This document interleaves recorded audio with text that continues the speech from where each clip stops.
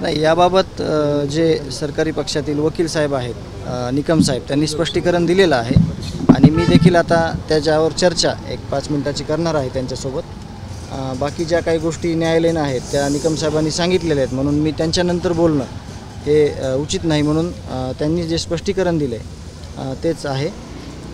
मात्र संतोष देशमुख हत्या प्रकरणामध्ये आतमध्ये जेलमध्ये असलेल्या आरोपींची बाहेर घोषणाबाजी केली जाते आणि लक्ष्मण हाके यांच्या स्वागतासाठी आलेले लोक कशा पद्धतीची घोषणाबाजी करतात। एकीकडं लोकप्रतिनिधींकडून खोट्या वल्गना केल्या जातात की सामाजिक सलोखा बिघडला आहे, काही समाजातील प्रश्न निर्माण करतात, परंतु आरोपीचं समर्थन करणाऱ्या ज्या टोळ्या आहेत, जसे की मी याच्या अगोदर सांगितलेलं आहे, इथं अजितदादा पवार जे उपमुख्यमंत्री आहेत त्यांच्या पक्षाचे पदाधिकारी इथं हेरिंगच्या दरम्यान येतात, हेरिंगसाठी थांबतात, आरोपीचं समर्थन करतात, याच्यावर कुठलीही दखल घेऊन कारवाई झाली नाही।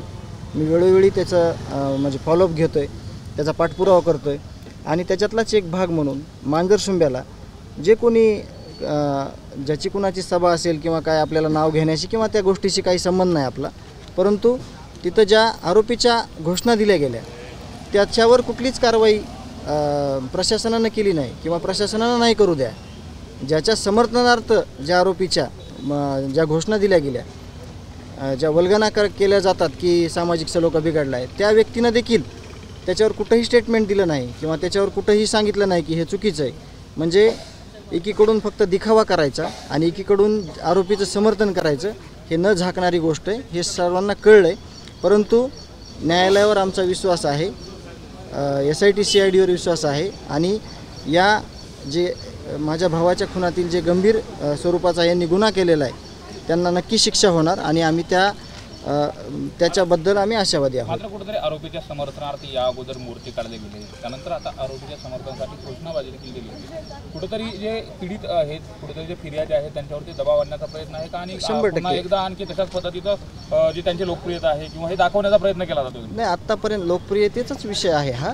त्यांना चुकीचे कामं केलेल्या आरोपींची लोकप्रियता कमी नाही होऊ द्यायची म्हणून त्यांनी हे प्रकरण म्हणजे हे प्रकार चालू केलेले आहेत आणि असे कित्येक प्रकार झाकलेले आहेत पहिले आणि त्याच्यावर आरोपीवर एवढा विश्वास आहे कारण तो एवढे चुकीचे कामं करतो हे सगळ्यांनी बघितलेलं आहे। आणि तसाच एक प्रकार आहे की कुठंतरी कुटुंबाला भयभीत करायचं आणि आरोपीचं समर्थन करायचं, तर ते काही नवं नाही। ते आरोपी अटक झाल्यापासून मोर्चे ह्या सगळ्या गोष्टी आपण सगळ्यांनी बघितलेल्या आहेत। आता हे प्रकरण सुरू असताना महादेव मुंडे हत्या प्रकरण देखील समोर आलं होतं, त्या प्रकरणात SIT गठीत झाली, मात्र त्यातला जो तपासाचा जो विषय आहे तो आतापर्यंत पुढेही आलेला नाही।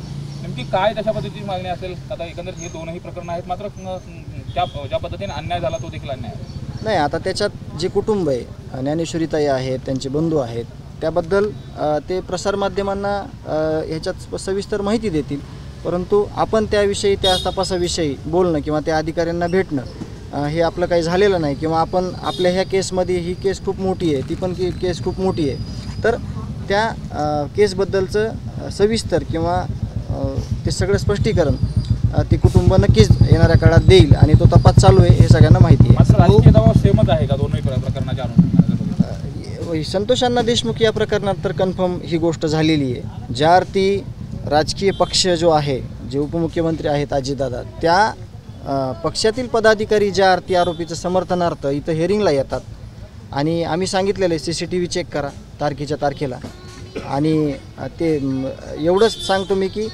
घड्याळ चिन्ह असलेल्या गाड्यासुद्धा इथं येतात, आत्ता देखील येतात आणि आरोपीचं समर्थन करतात। याची गांभीर्यानं दखल घेणं गरजेचं आहे, परंतु दखल अजितदादा कुठेही घेतलेले दिसत नाहीत।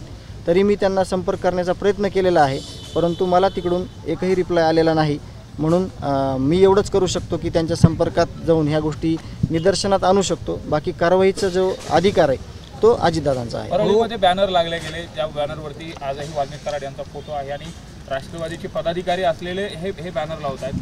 विशेष ईदच्या संदर्भातलं जरी बॅनर असेल तर ते पब्लिक प्लेसवरती पोलीस स्टेशनच्या समोर अशा पद्धतीने बॅनर लावले गेले। सार्वजनिक सगळ्या धर्माचे सण उत्सव करणं हे सगळं चालूच आहे, परंतु एका आरोपीचा फोटो लावणं आणि खरं तर हे चुकीचं आहे। परंतु जिल्हाधिकाऱ्यांनी असे निर्देश दिले होते की जो कोणी आरोपीचा फोटो लावल, बॅनर लावल, त्याच्यावर कारवाई केली जाईल, परंतु आत्तापर्यंत तरी कुठं कारवाई केलेलं निदर्शनात आलं नाही, परंतु नक्कीच त्याच्यावर कारवाई होईल अशी अपेक्षा बाळगू आणि जर कारवाई नाही झाली तर जिल्हाधिकाऱ्याकडे त्यांची भेट मागून किंवा त्यांची वेळ घेऊन या विषयावर आपण त्यांना सविस्तर विचारणा संतोष करू. देशमुख हत्या प्रकरणातील आरोपी कृष्ण आंधळे अद्यापही पोलिसांना सापडत नाही किंवा त्यापासून तुम्हाला धोका देखील असल्याचं मी याच्या अगोदर म्हटली होती. नाही, त्याची सर्वस्वी जबाबदारी जी आहे ती प्रशासनाची आहे. जर कुटुंबाला कुठला धोका झाला, समाजात कुठला धोका झाला तर त्याची सर्वस्वी जबाबदारी ही प्रशासनाची आहे.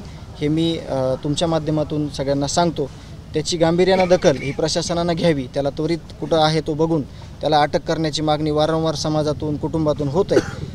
तर त्याला अटक केलं पाहिजे आणि जर काही त्याच्यापासून धोका कुठलाही झाला त्याची सगळी जबाबदारी ही प्रशासनाची आहे.